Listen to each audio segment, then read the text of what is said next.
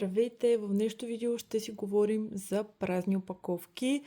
Като ето тук съм събрала, не бих казала, че са много, но смятам, че са достатъчно празни опаковки, като вече съм решила да ги разделя по месеци. И реално това са празните опаковки за месец април. Така че ви пожелавам приятно гледане. Имаме и лека компания, ако виждате тук на дивана, така че и той ще е част от видеото. Пожелавам ви приятно гледане. Започвам с един душгел на Nivea, който е мъжки. Води се 3 в 1 за коса, тяло и лице. Знаете, от мултифункционалните мъжки продукти вкъщи този продукт не се хареса, така че не бих купила отново и по никакъв начин не грабна интереса в къщи. Продължаваме с едни мои много любими душгелове, знаете, на DAV. Специално този много ми допадна. Той е с манго и е наистина страхотен. Това, което мога да споделя специално за него, по принцип се водя, че са крем душгелове, но този не създава много голяма пяна. Просто ви казвам да го имате предвид, в зависимост от вашите предпочитания, но специално аз много го харесвам, тъй като много добре измива кожата, не я пресушава и съм много доволна от тях. Поредна опаковка, няма да се спирам повече на тях, знаете, че доста ги харесвам.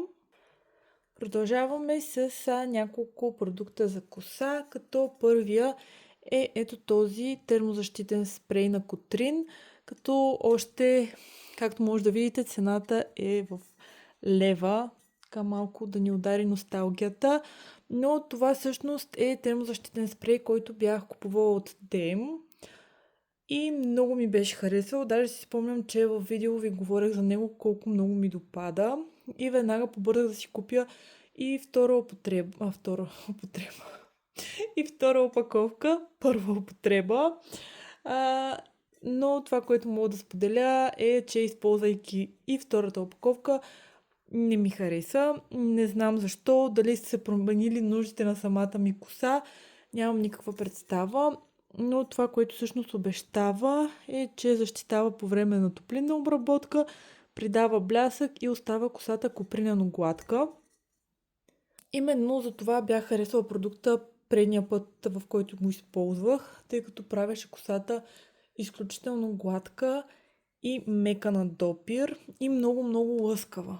Сега това, което видях от този продукт, нямаше нищо общо. Реално леко прави косата по-твърда. Нали, това трябва да го имате предвид.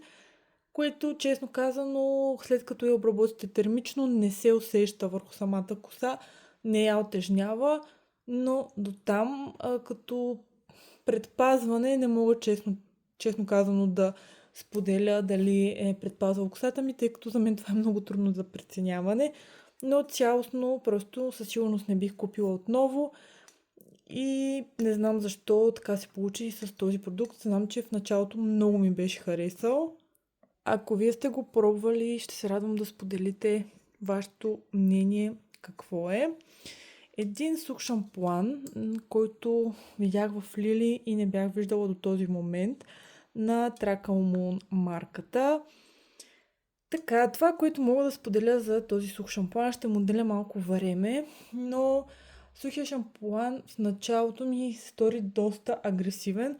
Какво имам предвид? Наистина, когато се напръскате, просто абсорбира мазните участъци веднага и в началото доста ме впечатли, ако трябва да сме честни, защото оставаше бял филм, но много лесно се сваляше и ни харесваше как се чувстваше самата коса и буквално можеше да изкара следващия ден спокойно. Изглеждаше много добре, но това, което се случи е, че го използвах 2 пъти и вече на третия път страхотен страхотен пърхот. Днес съм пълна с лапсуси от всякъде, но се получи страхотен пърхот при мен. Моят скалп, за щастие, да съм имала пърхот, може би 2-3 пъти в живота си, но беше някакъв кошмар и просто го изхвърлям почти пълен, защото ме е страх да не се появи отново като проблем. Така че аз самата не бих купила отново и ви заострям вниманието, просто не казвам, че и при вас ще се случи това нещо, но ако използвате, имате този проблем, да имате предвид, че може да е от него и да преустановите употребата му. Иначе е доста парфюмен и уха е много приятно. Показвам ви набързо и един течен сапун, купуван от Douglas от коледната им серия. Честно казано, течен сапун като течен сапун, добре измиваше, не пресушаваше кожата. Не е нищо особено, но пак казвам, може би ако имате дечица, които да се радват на самата опаковка или като допълнение към подарък, ако се чуете какво да сложите, примерно за да са нечетен брой, е добър вариант, но лично аз не бих купила отново. Не, че не купих от великденската им серия с патенца, които ще ви покажа по-нататък, когато ги изразходя. Но да, не е нещо впечатляващо и нещо вау. Ще продължа с няколко продукта за лице. Успях да изразходя тази тази маска, която ви... Даже просто не знам още вече какво ще кажа до края на видеото. Тази маска успях да я изразходя. Бях ви я показала в видеото, в което ви показвах нови продукти. Закупена от Турция и мога да ви кажа, че страшно много ми хареса. Наистина направи кожата ми много мека, много хидратирана. Буквално този glass skin ефект имаше върху кожата и се чувстваше много добре. Единственият минус, който за мен е доста голям, е това, че с маската седи 2 часа.